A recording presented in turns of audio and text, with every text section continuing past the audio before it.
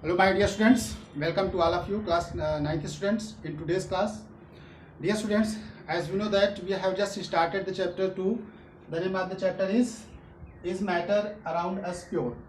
Under these chapters we have described about elements, solution, elements, compounds, mixtures, homogeneous mixture, heterogeneous mixtures, properties, etc. So dear student, today we are just going to describe about the topic there is a solution suspension and colloids. ठीक है, आज जो हम लोग discuss करेंगे वो solution suspension and collides के बारे में डिस्कस करेंगे। तो dear students, let us discuss about that कि जैसे all of you have learn about the term solution. ठीक है, सॉल्यूशन क्या होता है?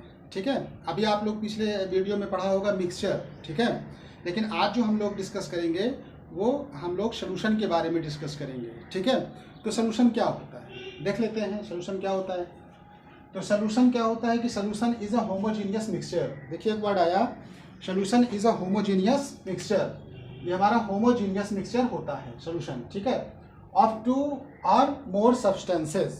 तो here is it is clear that solution is a mixture of two और more substances and it is homogeneous. ठीक है, नेचर में होमोजीनियस मिक्सचर का सॉल्यूशन होता है। जैसे एग्जांपल, अब एक क्वेश्चन अराइज हो रहा है कि होमोजीनियस मिक्सचर क्या होता है? What is the homogeneous mixture?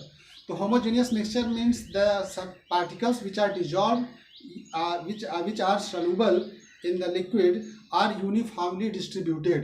We cannot separate, we cannot see the size of the particles, we cannot see. ठीक है, यानी पार्टिकल्स क्या होते हैं? यूनिफॉर्मली डिस्ट्रीब्यूटेड होते हैं एट द सेम। ठीक है, तो हम कह सकते हैं कि the homogeneous mixtures the particles which are dissolved in that. तो before going to in detail about the solutions, let us know about the terms solution बनेगा कैसे। जैसे कि एग्जांपल हमने लिया कि सॉल्यूशन हम लोग कैसे बना सकते हैं। जैसे कि एक ग्लास में हमने क्या किया कि यहाँ पे वाटर फिलअप करके बीकर में वाटर, ठीक है, वाटर में हमने साल्ट डाल दिया। ठीक है, वाटर और साल्ट। तो वाटर और साल्ट डालने पे जो हमको यहाँ पे मिला तो हम लोग कहते हैं कि ये साल्ट सॉल्यूशन हुआ। ठीक है, you can intermingle sugar also. तो यहाँ पे हम कह सकते हैं कि ये जो सॉल्यूशन बना हमारा ये साल्ट सॉल्यूशन है। ठीक है, साल्ट सॉल्यूशन है। अब साल्ट सॉल्यूशन है तो ये होमोजीनियस है कि हेटेरोजीनियस है, इसकी पहचान कैसे करेंगे? इसकी पहचान ऐसे करेंगे कि जैसे आप साल्ट डालते हो और इसको स्टीयर अप करते हो, हिलाते हो कुछ देर तक, तो the particles gets intermingled in that uniformly.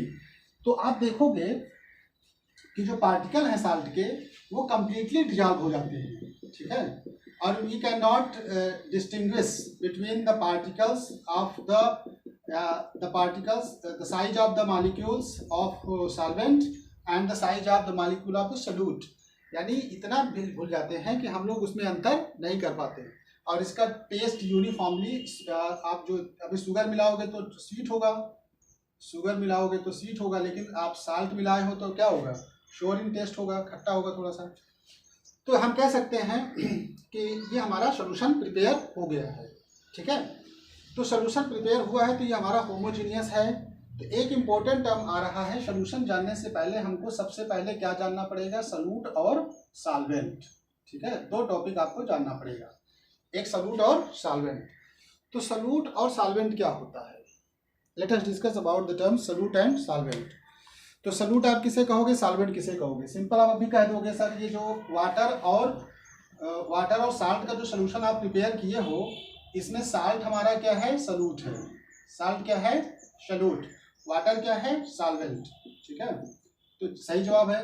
Water को आपने सॉल्वेंट बोल दिया और साल्ट को सॉल्यूट कह दिया, that is good. But if you increase the quantity, if you changes the quantity of both, तो आप अगर मैं इसकी क्वांटिटी चेंज कर दूं, मैं 2 kg साल्ट ले लूं और 100 ml वाटर। ठीक है, 2 kg salt and 100 ml water. तो what will be the happen situation here in the solute and solvent? पूरी की पूरी सिस्टम क्या हो जाएगा? बदल जाएगा, चेंज हो जाएगा। तो सॉल्यूट और सॉल्वेंट के डेफिनेशन इस बेसिस पे रखेंगे, the particles which are dissolve, which can be dissolve. ठीक है, which are dissolve known as the solute, and in which these are dissolved is known as solvent. तो solute और solvent इस basis पे कहेंगे the quantity whose quantity is maximum, ज़्यादा जिसकी ज़्यादा क्वांटिटी होगी उसको हम लोग सॉल्वेंट कहेंगे, जिसकी क्वांटिटी कम होगी उसको सॉल्यूट कहेंगे। ठीक है, जैसे हम वन सैग एक बोरा चीनी ले लें, ठीक है, और वन ग्लास वाटर, तो आप फिर किसे सॉल्यूट सॉल्वेंट कहोगे? तो सब पूरा डेफिनेशन चेंज हो गई ना। वन सैग मतलब एक बोरा पानी और एक ग्लास चीनी, तो इसमें तो वाटर ही घुल जाएगा उसमें चीनी में। तो this is the very crucial situation, so understand there कि सॉल्यूट सॉल्वेंट क्या होता है। ठीक है, तो सॉल्यूट कह सकते हैं the particles which substance which are dissolved in something liquid या इन वाटर्स या any organic solvent, organic materials known as the solute, and in which the are dissolved known as the solvent, and the substance in which the solute particles are dissolved are known as the solvent. तो solution हमारा जो mixture वो होता है, mixture वो solute और solvent का ही mixture होता है। तो सॉल्यूट क्या हुआ? जैसे solution is a homogeneous mixture of two और मोर सब्सटेंसेस। तो आपको समझ में आ गया कि होमोजीनियस क्या होता है।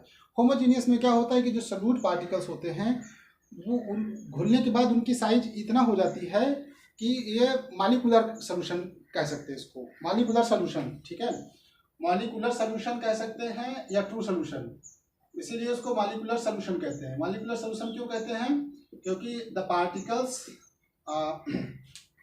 Of the solutes just similar as the molecule. तो मॉलिक्यूल की साइज कैसे होती है आपको पता है कि molecule size very smaller size which can not be seen through microscope. तो अब ये क्या करती है? Properties of solution. अब हम थोड़ा अगर प्रॉपर्टी ऑफ सॉल्यूशन देखें, क्या क्या सॉल्यूशन की प्रॉपर्टी होती है और उसके बारे में थोड़ा सा देखें। ठीक है, प्रॉपर्टीज ऑफ सॉल्यूशन, सॉल्यूशन की प्रॉपर्टी क्या होती है? तो पहली प्रॉपर्टी सॉल्यूशन की क्या है कि solution is a homogeneous mixture. Learn it.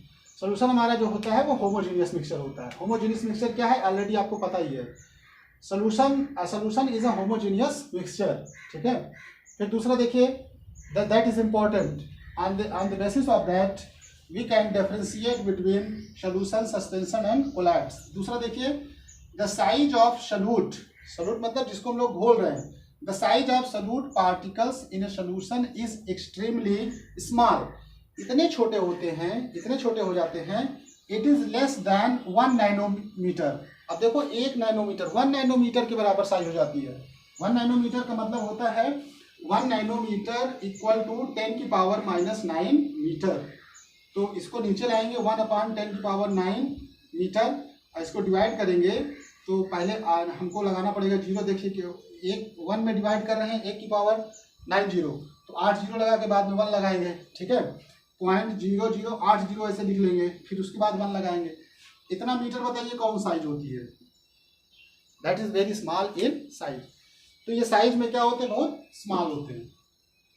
और सॉल्यूट पार्टिकल्स का जो साइज है बताया गया है 1 नैनोमीटर की रेंज में होता है, 1 नैनोमीटर। फिर देखिए the particles of solutions can not be scene. अब कैसे देख पाओगे भाई उसको जब इतना छोटा है? The particles of solution can not be scene even with a microscope. अब माइक्रोस्कोप से भी नहीं देख पाते, यानी इतने छोटे हैं कि माइक्रोस्कोप फेल हो जा रही है। ठीक है, that is the particles of solution pass through filter paper. The particles of solution pass through filter paper. छोटे हैं तो फिल्टर पेपर के साथ वो पास हो जाते हैं, इसलिए इसको हम लोग बाय यूजिंग फिल्टर पेपर हम लोग इसको सेपरेट नहीं कर पाते, फिल्टर नहीं कर पाते हैं।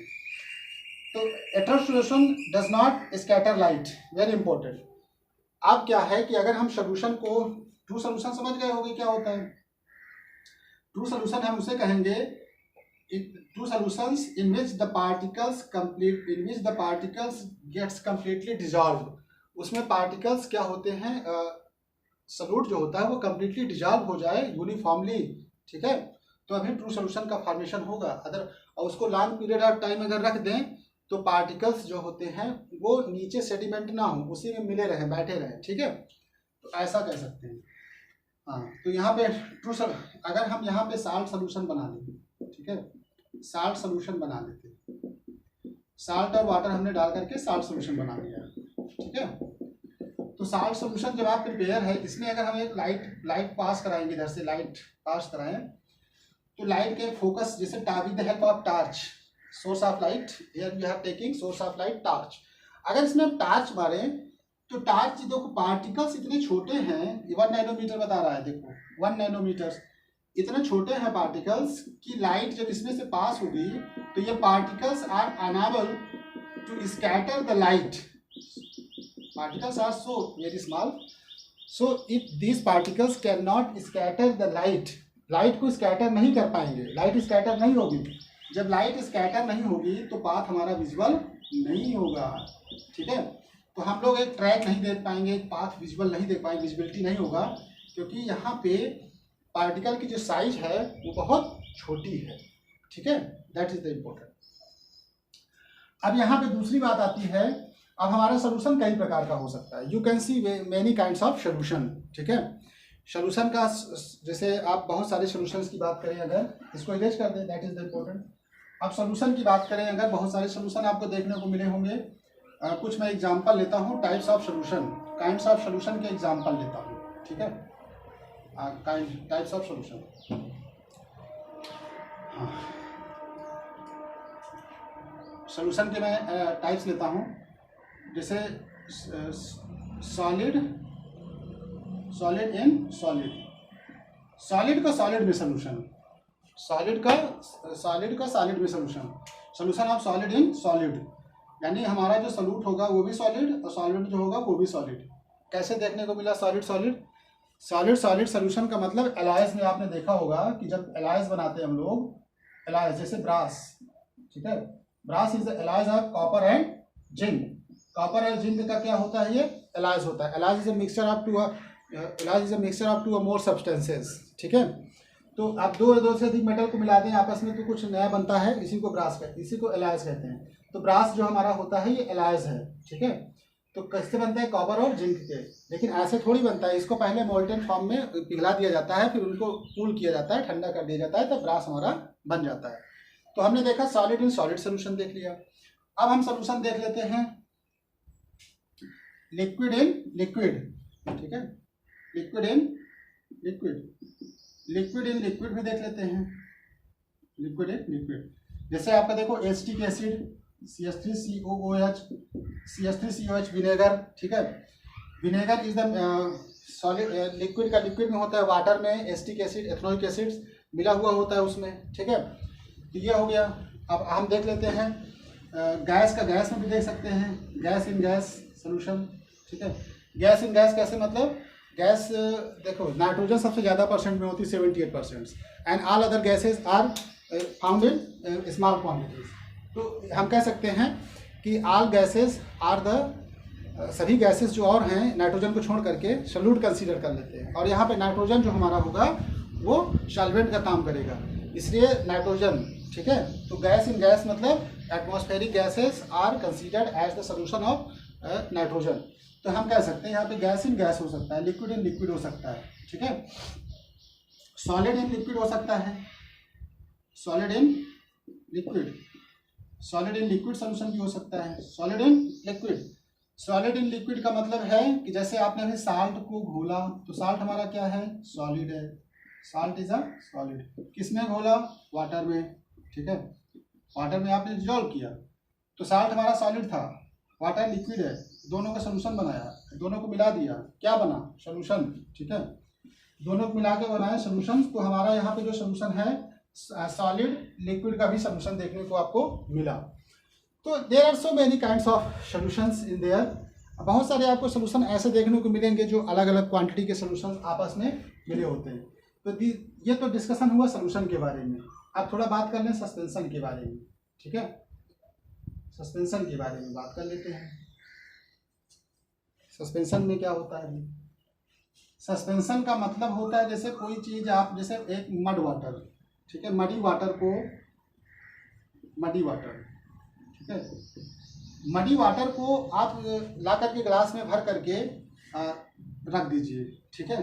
तो कुछ देर बाद आप देखोगे कि जो पार्टिकल्स होते हैं वो आपको वाटर में इम्प्योरिटीज देखने को मिलेगी।